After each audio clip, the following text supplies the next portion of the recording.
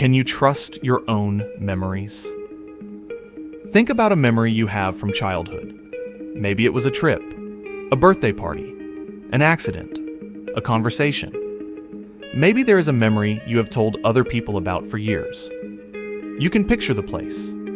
You can remember who was there. Maybe you can even remember exactly how you felt. Now here's the question that could completely change that memory. What if part of it never actually happened? I'm not talking about forgetting a small detail. I'm talking about remembering something that your brain simply invented. And this is where our investigation begins. The case seems simple. There was an event. There is a memory of that event. And there is a person who believes they remember exactly what happened. But there is a problem. Human memory does not work like a camera. It doesn't record an event and then simply press play when you want to remember it. When you remember something, your brain reconstructs that experience. And during that reconstruction, new information can enter. That means a memory can change without you realizing it. But does this really happen? Let's investigate. One of the most important researchers in this field is Elizabeth Loftus, a psychologist who has spent decades studying the malleability of human memory. Her experiments demonstrated that information presented after an event can change what people remember. The American Psychological Association describes this as one of the major discoveries in memory research. Our memories can be altered by facts, ideas, suggestions, and information we receive after an event. And that brings us to our first piece of evidence. Imagine you witness a car accident. You see two cars collide. Later, someone asks you, "Did you see the red car hit the other car?" But there is a problem. The car wasn't red, it was blue. You saw that, but now there is new information inside your head. Red car. Days later, someone asks, "What color was the car?" You might answer, "Red." This phenomenon is known as the misinformation effect. Research has shown that misleading information presented after an event can become incorporated into memory, causing people to remember details that were not actually present. And this isn't just a theory. Hundreds of studies have investigated this phenomenon over decades. But now, the investigation gets more interesting. If someone puts false information into your memory, do you know that it is false? Or does your brain start treating it like a genuine memory? That is one of the most disturbing parts of this investigation. In some experiments, people exposed to misleading information later reported those details with confidence when asked about the original event. In other words, it isn't simply, "I don't remember." It can be, "I remember perfectly." Except, the memory is wrong. And there is a reason this can happen. Your brain needs to determine where information came from. Did you see it? Did someone tell you? Did you imagine it? Did you read about it? Or did it actually happen? This process is known as source monitoring, and when it fails, different pieces of information can become mixed together. Now, imagine something even more powerful than someone telling you a false piece of information. Imagine that you simply imagine something yourself. You think about a situation. You visualize it. You repeat the story. Someone else confirms it. Later, you tell the story again. Over time, it can become harder to identify where that detail originally came from. Did you experience it? Did someone tell you about it? Did you imagine it? Or was it a combination of all three? And this is where our investigation becomes really strange. Because a false memory doesn't have to feel false.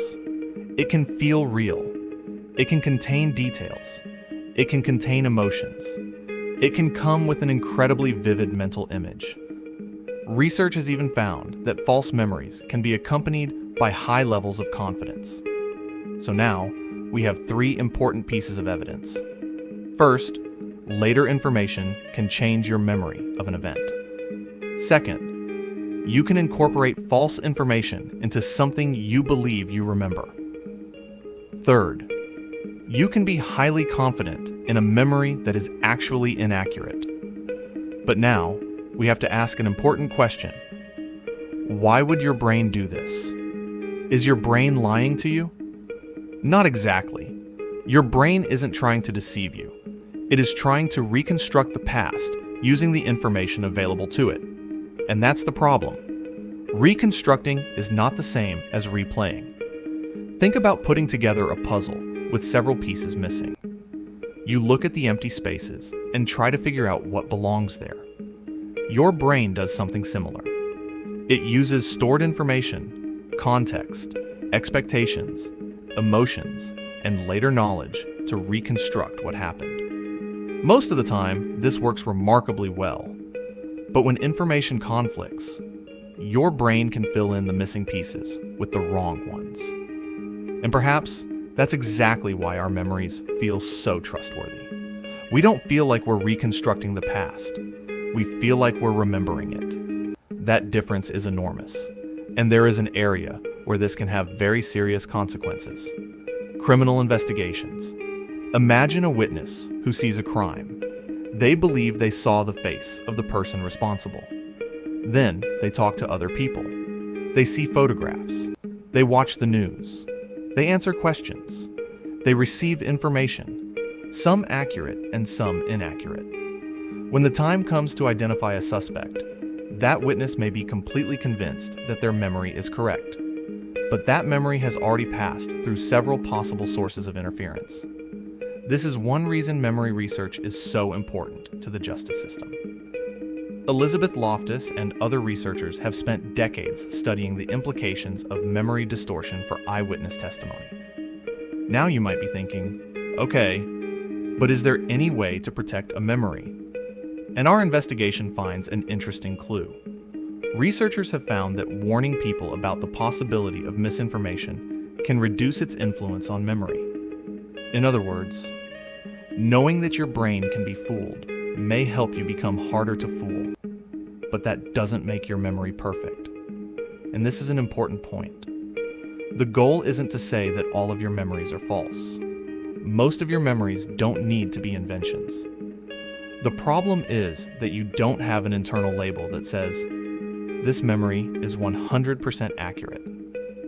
And another one that says, this memory was partially reconstructed.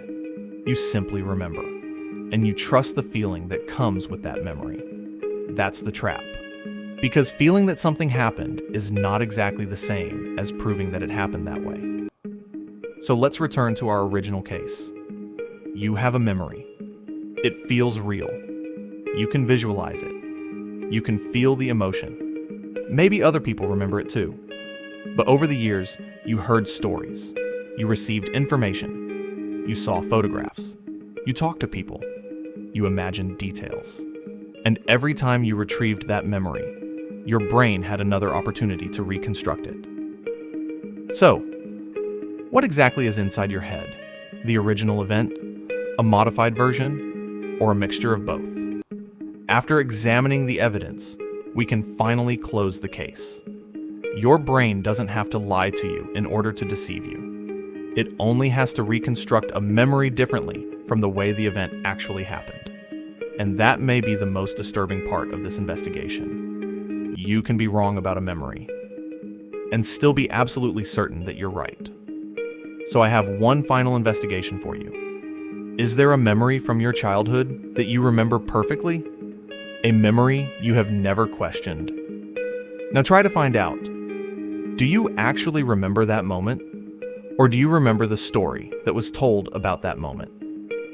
Maybe there is a photograph. Maybe someone in your family remembers it differently. Maybe you discover that a detail you were certain you could never forget never actually happened. And if that happens, it doesn't necessarily mean someone lied. It may simply mean that your brain did what it does best: reconstruct the past. Now I want to hear from you. Have you ever discovered that a memory you were absolutely certain was real was actually wrong? Tell me what happened in the comments. I'll read your stories. And who knows? Maybe your story will become part of the next investigation. Case closed. But perhaps the next memory your brain invents will be yours.